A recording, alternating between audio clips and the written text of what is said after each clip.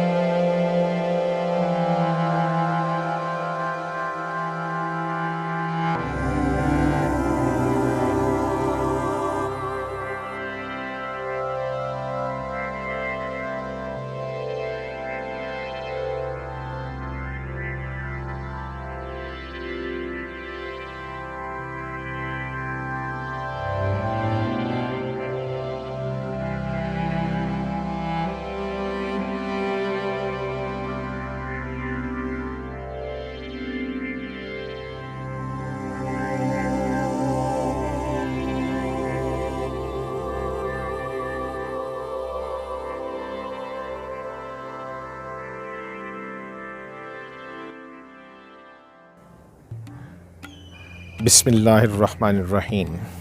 السلام علیکم ناظرین، ہسٹوریا ٹی وی اساطیر کی جانب سے غازی محمد عبداللہ حاضر خدمت ہیں۔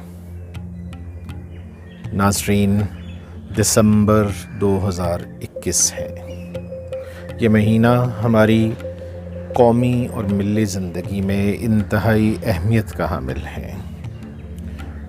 یہ مہینہ اس لیے اہم ہے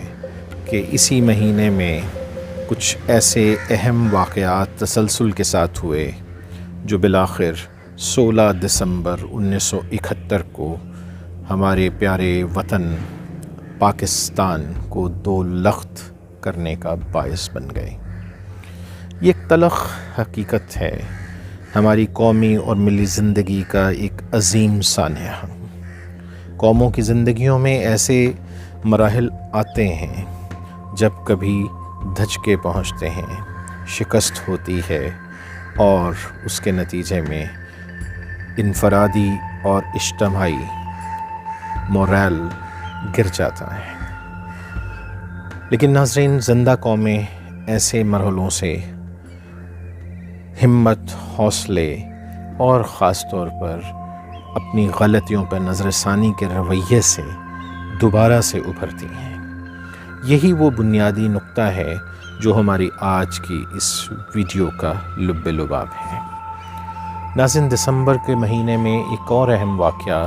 5 دسمبر 1963 کو ہوا تھا، جب پاکستان کے سابق وزیر اعظم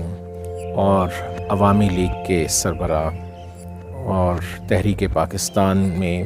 بنگال کے اندر آل انڈیا مسلم لیگ اور قائد اعظم محمد علی جناح کا پیغام پہنچانے والے انتہائی اہم لیڈر حسین شہید سہروردی کی وفات ہوئی۔ وہ بیروت کے ایک ہوٹل میں مردہ پائے گئے تھے اور اس پر آج تک پراسراریت طاری ہے کہ ان کی فوری وفات کی وجہ کیا بنی تھی۔ اس پر بہت کچھ لکھا جا چکا ہے، بہت کچھ لکھا جائے گا، بہت کچھ کہا گیا ہے۔ اس میں کچھ افسانے ہیں، کچھ حقیقت ہیں۔ آج حسین شہید سہروردی کو 16 دسمبر 1971 کے سانحے کے تناظر میں ان کا تذکرہ کرنا، ان کو یاد کرنا اس لیے ضروری ہے کہ حسین شہید سہروردی بنگالی مسلمانوں کی قیادت میں ہراول دستے کا کردار ادا کرنے والی بنیادی شخصیت ہے۔ ان کی رحلت 1963 میں مشرقی پاکستان اور مغربی پاکستان کے درمیان تیزی سے بڑھتی ہوئی خلیج کو پاٹنے کا ایک آخری امکان تھا، جو کہ ختم ہو گیا۔ یہ بات ناظرین محض ایک لفاظی نہیں ہے۔ حقیقت یہ ہے کہ حسین شہید سہروردی ایک انتہائی محب وطن اور پرخلوص اور بہترین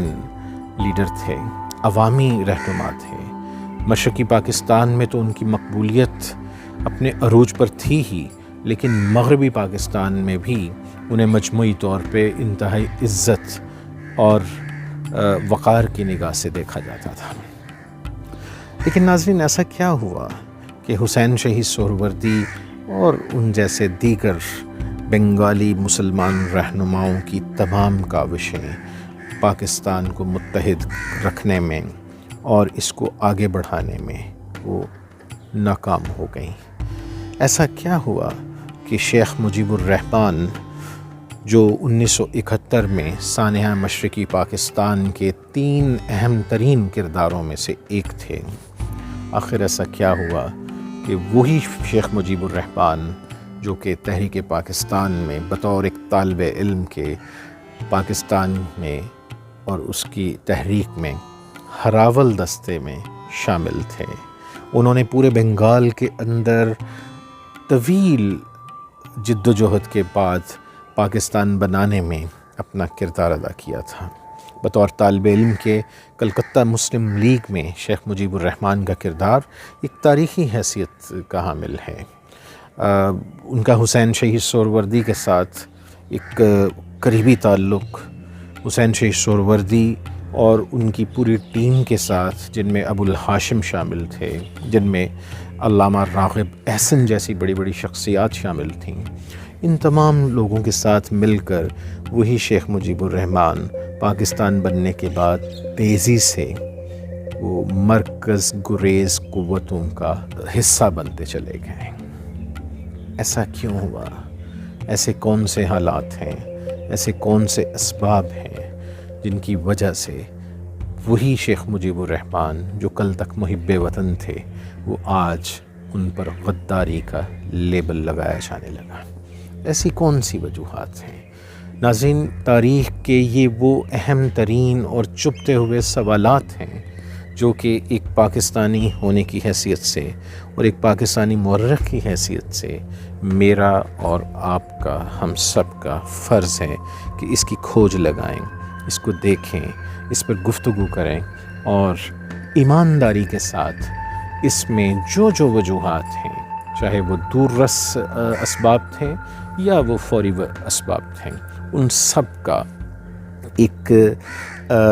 نیک نیتی کے ساتھ تجزیہ کریں اور پھر اس سے کچھ سبق حاصل کرنے کی کوشش کریں۔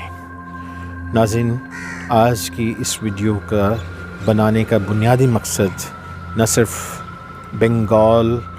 اور اس کے مسلمانوں کی تاریخی حیثیت، ان کا مسلمانان ہند کے مشترکہ جد و جہد اور ان کی تاریخ میں ان کے بھرپور کردار کی نشاندہی کرنا ہے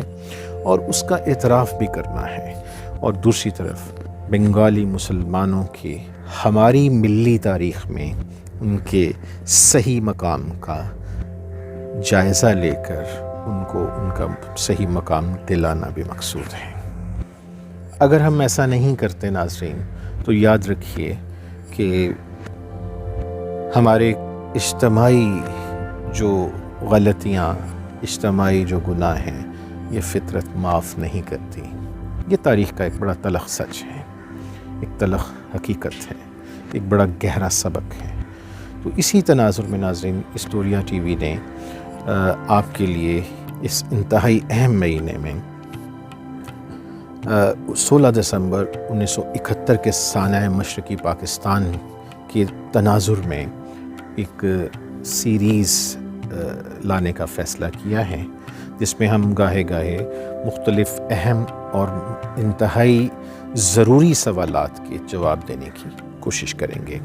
میں اسٹوریا ٹی وی کے پلیٹ فارم پر آپ کے ساتھ موجود رہوں گا۔ امید ہے آپ کو ہمارا یہ سلسلہ، ہماری یہ کاوش پسند آئے گی۔ اس سلسلے میں ہمارے ساتھ آپ کا جڑے رہنا بہت ضروری ہے۔ ہم امید کرتے ہیں کہ 16 دسمبر 1971 کے سانحے کو،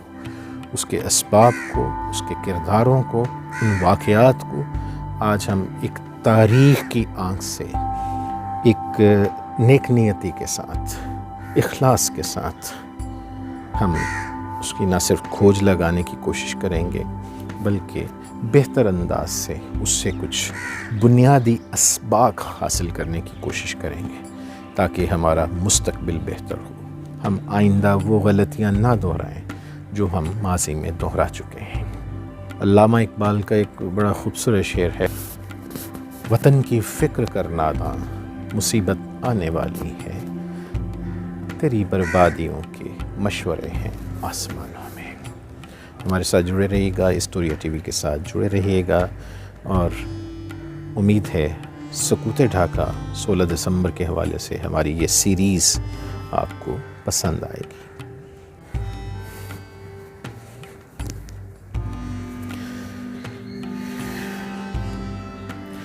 ناظرین، بنگال کو بنگالی زبان میں اور بنگالیوں کی تاریخ میں ایک بڑا خوبصورت نام دیا جاتا ہے، امار شونار بانگلہ، مطلب ہمارا سنہرا بنگلہ، یعنی بنگال۔ اور یہ بات تاریخی طور پر انتہائی اہمیت کی حامل ہے۔ بنگالیوں کی قومی تاریخ میں اور بنگالی مسلمانوں کی قومی تاریخ میں یہ لفظ اور یہ جملہ بہت اہمیت کا حامل ہے، کیونکہ بنگال بیسیکلی ایک ڈیلٹائی علاقہ ہے اور دریائی علاقہ ہے اور سمندر کے بھی نزدیک ہے۔ اس کے علاوہ یہاں بارشوں کا تناسب پاکستان یا اس زمانے میں مغربی پاکستان کی نسبت بہت زیادہ تھا۔ یہاں پہ سمندری طوفانوں کا سلسلہ عام تھا، یہاں پہ بارشوں کا سلسلہ اور اس کی طوالت اور اس کی مقدار یہ بہت زیادہ رہتی تھی۔ ان تمام موسمی اور جغرافی حالات کے تناظر میں بنگال کے خطے اور خاص طور پہ مسلمانان بنگال کی ان کی حیثیت، ان کے سیاسی، ان کے نفسیاتی، ان کے سماجی، ان کے معاشرتی مزاج کا جائزہ لینا بہت ضروری ہو جاتا ہے۔ یہ خطہ اپنے ان تمام حالات کی وجہ سے ایک طرف تھوڑا اتار چڑھاؤ کا بھی شکار رہتا تھا موسمیاتی اعتبار سے، لیکن دوسری طرف اس خطے کی زمین انتہائی زرخیز تھی، اور یہ وہ چیزیں ہیں جنہوں نے مل کر بنگال کے خطے کو انتہائی اہم خطہ بنا ڈالا تھا۔ ہم یہاں پہ بنگال کی قدیم تاریخ کی طرف ابھی بات نہیں کریں گے، لیکن ہمارا آج مقصد یہ ہے کہ مسلمانوں کا جو یہاں اس خطے میں ورود ہوا خلجی عہد میں، اور اس میں اس وقت سے لے کے آج تک اس خطے میں مسلمانوں کی جو ڈیولپمنٹ ہوئی، اس میں خاص طور پہ ہمارا مقصد یہ ہے کہ یہ دکھایا جائے کہ مسلمانان بنگال کس قدر اہمیت کے حامل ہیں ہماری ملی تاریخ میں۔ مغلیہ عہد میں بنگال ایک انتہائی زرخیز خطہ تصور کیا جاتا تھا، اور مغل دور میں مغل امپائر کی سب سے زیادہ آمدن کا ذریعہ بھی یہ خطہ تھا، یعنی صوبہ بنگالہ، اور صوبہ بنگالہ سے آنے والی جو آمدنی تھی وہ مغلیہ سلطنت کی معاشی مضبوطی اور سیاسی استحکام کی ضمانت بنتی تھی۔ تو یہ ان چند اہم ترین خطوں میں سے ایک تھا جن کی وجہ سے مغل امپائر یا مغلیہ سلطنت کی معیشت کا زیادہ تر انحصار تھا۔ تھوڑا آگے بڑھیے تو مسلمانان بنگال نے بنیادی طور پر ایک بہت طویل ایک عروج کا دور دیکھا ہے، اور مغل عہد میں مسلمان یہاں پر بڑے بھرپور طریقے سے سماجی سطح پر، سیاسی سطح پر بہت مضبوط پوزیشن میں موجود تھے۔ یہاں پر ہندو بھی اپنی ایک بڑی تعداد میں تھے، اور ہندوؤں اور مسلمانوں دونوں کے جو تہذیبی دھارے تھے یہ مغل عہد میں پیرلل چلتے رہے، اور ان کے درمیان ایک مسابقت کا رجحان بھی تھا، لیکن مسلمان جو تھے مجموعی طور پہ وہ ان پر سبقت لیے ہوئے تھے۔ لیکن 1757 میں ہم جانتے ہیں کہ انگریزوں نے پلاسی کے میدان میں نواب سراج الدولہ کو شکست دے دی، اور یہاں سے مسلمانان بنگال کے زوال کا باقاعدہ آغاز ہوتا ہے۔ 1757 کی جنگ پلاسی کے نتیجے میں بنگالی مسلمانوں پر ایک افتاد پڑ گئی۔ اس لیے اگر یہ کہا جائے تو بے جا نہیں ہوگا کہ ہندوستان کی تاریخ میں مسلمانان بنگال وہ پہلے مسلمان تھے جنہیں دو قومی نظریے کا براہ راست ایک مزہ چکھنا پڑا تھا، جنہیں پہلی دفعہ استعماری نظام کا براہ راست مزہ چکھنا پڑا تھا۔ یہ دونوں چیزیں جو ہیں ان اعتبار سے اگر دیکھا جائے تو مسلمانان بنگال جو تھے ان کی سیاسی، ان کی فکری، ان کی سماجی جو ان کی خصوصیات اور ان کے جو نفسیاتی رجحانات کا ہم بہتر طور پہ اندازہ لگا سکتے ہیں۔ اسی طرح ناظرین ایک اور اہم چیز جو ہمیں دیکھنی چاہیے کہ انگریزوں نے یہاں پر سراج الدولہ کو شکست دینے کے بعد تسلسل سے ایسی پالیسیاں اپنائیں جس کے نتیجے پہ ڈیوائیڈ اینڈ رول کی جو پالیسی تھی وہ خاص طور پہ بنگالی مسلمانوں کے حوالے سے وہ ایک بڑی تلخ حقیقت کے طور پہ بڑھتی ہوئی نظر آتی ہے۔ اسی دور میں پھر انگریزوں کا ساتھ دینے میں ہندوؤں نے کوئی کسر نہیں چھوڑی، بلکہ تاریخی طور پر یہ بات زیادہ تر اب ثابت ہے کہ اکثر مواقع پر ہندوؤں کی اکثریت یا ہندو جو مضبوط لوگ تھے معاشی طور پر، ان لوگوں نے مسلمانوں کے خلاف انگریزوں کی بھرپور مدد کی۔ اس سلسلے میں انگریزوں نے دوامی بندوبست کے نام سے یا پرماننٹ سیٹلمنٹ کے نام سے جو پالیسی بنائی تھی اس کا بنگالی مسلمان عمراء اور خاص طور پہ جو یہاں پہ جن کی جاگیریں تھیں مسلمانوں کی ان کو سخت نقصان پہنچا، اور وہ بہت تیزی سے معاشی طور پر تباہ حال ہونے لگے۔ اس تناظر میں اگر دیکھا جائے تو مسلمانان بنگال نے اپنی ایک بڑی اہم تحریک شروع کی تھی جو بنیادی طور پہ بظاہر مذہبی تھی، لیکن اصل میں اس کا جو پس منظر تھا وہ معاشی تھا، اور یہ تھی فرائضی تحریک۔ اسی سے جڑی ایک اور تحریک تیتو میر کی تحریک تھی، دودو میاں کی تحریک تھی، اور مسلمانان بنگال کی ملی تاریخ کا یہاں سے ایک دھارا بڑھتا ہوا نظر آتا ہے۔ ناظرین، ان تحریکوں کا اگر جائزہ لیا جائے، ہم یہاں پہ تفصیلات مقصد نہیں ہے ہمارا،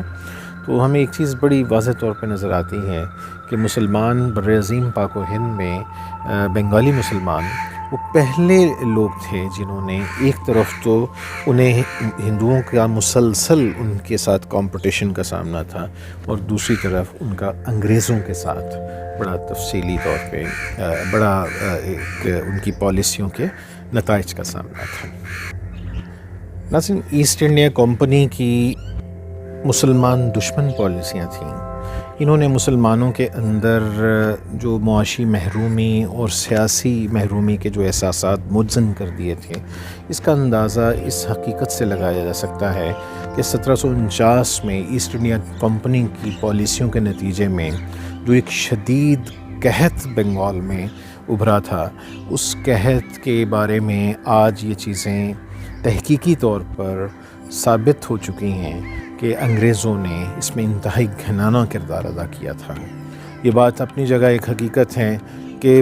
بنگال کے اندر گوداموں میں غلہ بھرا ہوا تھا، لیکن وہ عوام تک نہیں پہنچ رہا تھا، اور اس پر ایسٹ انڈیا کمپنی اور ان کے جو اہلکار تھے وہ اس پر باقاعدہ قدغن لگائے بیٹھے تھے۔ یہ وہ چیزیں ہیں جس کی وجہ سے بنگالی مسلمان 1757 سے پہلے ہی انگریزوں کے حوالے سے ایک نفرت آمیز رویے جو تھے ان میں ان کے اندر اضافہ ہو چکا تھا۔ چنانچہ یہ بات ہم دیکھتے ہیں کہ بنگالی مسلمانوں کی جو تاریخ ہے 18ویں صدی میں اگر اس کا جائزہ لیا جائے اور پھر 19ویں صدی میں، تو ان میں بتدریج ایک طرف انگریزوں کے خلاف اور دوسری طرف وہ ہندوؤں کے خلاف ان کے نفرت کے جذبات جو تھے ابھرنا شروع ہو چکے تھے۔ یہ سلسلہ 19ویں صدی میں اپنے عروج پر جا پہنچا تھا۔ اسی تناظر میں ہمیں تحریکیں جو بنگال میں اٹھیں، ان میں فرائضی تحریک، اس میں دودو میاں کی تحریک، اسی طرح تحریک جہاد انتہائی اہمیت کی حامل ہیں۔ تحریک جہاد کی بات اگر ہم کریں تو دلچسپ بات یہ تھی کہ اگرچہ یہ تحریک یہ ہندوستان کے مغربی حصے کے مسلمانوں کے ان ملحقہ علاقوں میں یہ برپا کی گئی تھیں، لیکن اس کے لیے جو ریکروٹمنٹ ہوئی اس میں بنگال سر فہرست تھا۔ یہ بہت ہی اہمیت کی بات ہے، اہمیت کی حامل ہے، اور اس سے ہم اندازہ کر سکتے ہیں کہ بنگالی مسلمان کس قدر اسلام اور مسلمانوں کی جو اجتماعی کاز تھی اس کے ساتھ کس قدر شدت سے وابستہ تھے، اور اس کے پس منظر میں وہ معاشی ایکسپلائٹیشن تھی جو ایک طرف انگریز کر رہا تھا اور دوسری طرف ہندو جاگیردار، ہندو ذمہ دار اور ہندو سیٹھ یہ لوگ کر رہے تھے، جو کہ بنگالی مسلمانوں کی اکثریتی آبادی کا جو علاقہ ہے جو کہ مشرقی حصہ تھا بنگال کا، وہاں کے مسلمانوں کے اندر محرومی میں اضافے کا تسلسل سے باعث بن رہا تھا۔ یہ ایک پس منظر ہے ناظرین، جس کے نتیجے میں ہم بنگالی مسلمانوں کے ان کی مجموعی قومی مزاج کو سمجھنے میں یہ چیز بڑی مدد کر سکتی ہے۔ تھوڑا آگے بڑھتے ہیں تو اس میں ہم یہ دیکھتے ہیں کہ بنگالی مسلمانوں کی یہ جو مسلسل جد و جہد تھی جو 1757 میں شروع ہو چکی تھی، اور اس کے کئی مراحل آئے، لیکن بنگالی مسلمانوں نے بڑا ایک سخت مزاحمت کا جو کردار جو تھا وہ ان کا ڈیولپ ہوتا چلا گیا تھا۔ یہ پہلو ہمیں یہاں پر ضرور مد نظر رکھنا چاہیے۔ یہ جب ہم 1971 کے سانحے کے باقاعدہ اسباب کا جائزہ لیں گے تو اس وقت ہمیں اس پہلو کو مد نظر رکھنا پڑے گا، اور پھر ہم زیادہ بہتر انداز سے بنگالیوں کے حوالے سے ان کے پاکستان کی شکست میں اور 1971 کے سانحے میں جو ان کا جو کردار تھا اس کا بہتر ہم تجزیہ کر پائیں گے۔ بنگالی مسلمانوں کے لیے سب سے بڑا دھچکا 19ویں صدی میں 1857 تھا۔ 1857 کی جنگ آزادی ان کے لیے واقعی ایک جنگ آزادی تھی، لیکن اس میں ناکامی ہوئی، اس نے بنگالی مسلمانوں کو ہلا کر رکھ دیا، اور حقیقت یہ ہے کہ یہ ان کی مجموعی قومی زندگی میں ایک انتہائی اہم موڑ ثابت ہوا۔ W ہنٹر نے انڈین مسلمانز نامی اپنی ایک مشہور کتاب، جو کہ بڑی ایک تحقیق پر مبنی کتاب تھی، جو کہ آج بنگالی مسلمانوں اور 1857 کے